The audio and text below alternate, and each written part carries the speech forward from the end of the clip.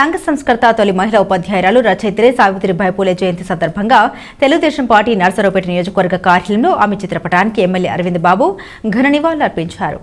ఈ సందర్భంగా ఎమ్మెల్యే మాట్లాడుతూ ఆధునిక విద్యతోనే శ్రీ విముక్తి సాధ్యపడుతుందని నమ్మిన వ్యక్తి సావిత్రిబాయి అని, మనకున్న ఒకే శత్రువు అజ్ఞానమన్నారు. విద్యావంతులమై ఆ శత్రువుని ముట్టించడమే మన లక్ష్యమని, మహిళల జీవితాల్లో విప్లవాత్మకమైన చైతన్యం తీసుకొచ్చిన ధీరశాలి సావిత్రిబాయి పూలే అని కొనియాడారు. తాను అనుకున్న లక్ష్య సాధన కోసం చివరి శ్వాస వరకు శ్రమించారని, సామాజిక పోరాట యోధురాలు సావిత్రిబాయి స్ఫూర్తిని కొనసాగించడమే మనం అర్పించే నిజమైన నివాళులని ఎమ్మెల్యే అన్నారు.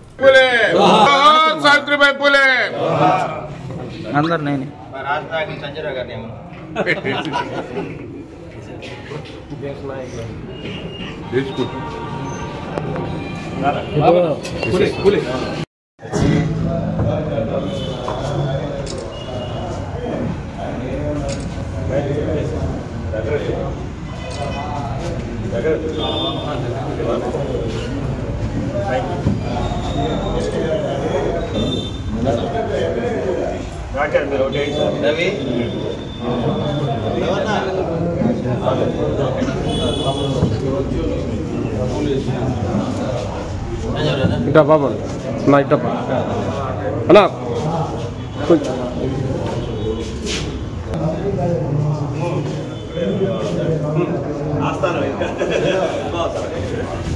జోహార్ సావిత్రిబాయి పూలే.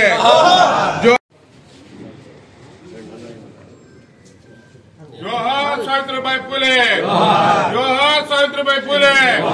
జోహార్ సావిత్రిబాయి పూలే. జోహార్ సావిత్రి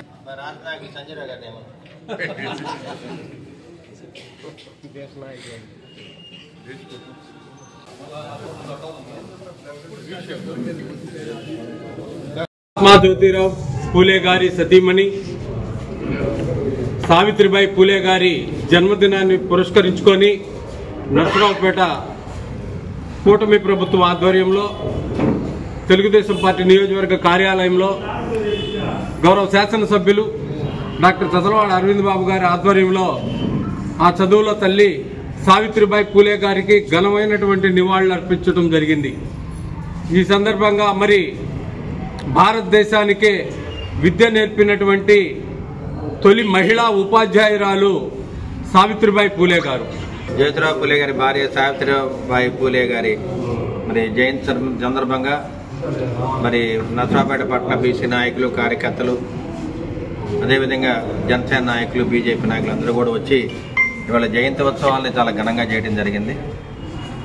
మరి ఏదైతే జ్యోతిరావు పూలే గారు మహిళలకి విద్య, మరి సాంఘిక కార్యకర్తలకి అందరూ కూడా పనిచేయాలనే కార్యక్రమంలో అందరికీ విద్య అవసరం అని చెప్పి ఎవరైతే అట్టడుగు వర్గాలు ఉన్నారో వాళ్ళందరూ కూడా బాగా చదువుకుంటే కులాలు మతాలకు అతీతంగా వాళ్ళకి గౌరవం ఏర్పడుతుందని చెప్పి మరి మహిళలు ముఖ్యంగా చదువుకొని కుటుంబాలను పైకి తీసుకురావాలనే ఆలోచనతో జ్యోతిరావు పూలే గారు మొట్టమొదటిసారిగా సావిత్రిబాయి పూలే గారిని వివాహం చేసుకున్న తర్వాత ఆమెకు విద్యను ఏర్పడడం జరిగింది. ఆమె భారతదేశంలో మొట్టమొదటి మహిళా టీచర్గా ఆమె పేరుంది కన్నారు.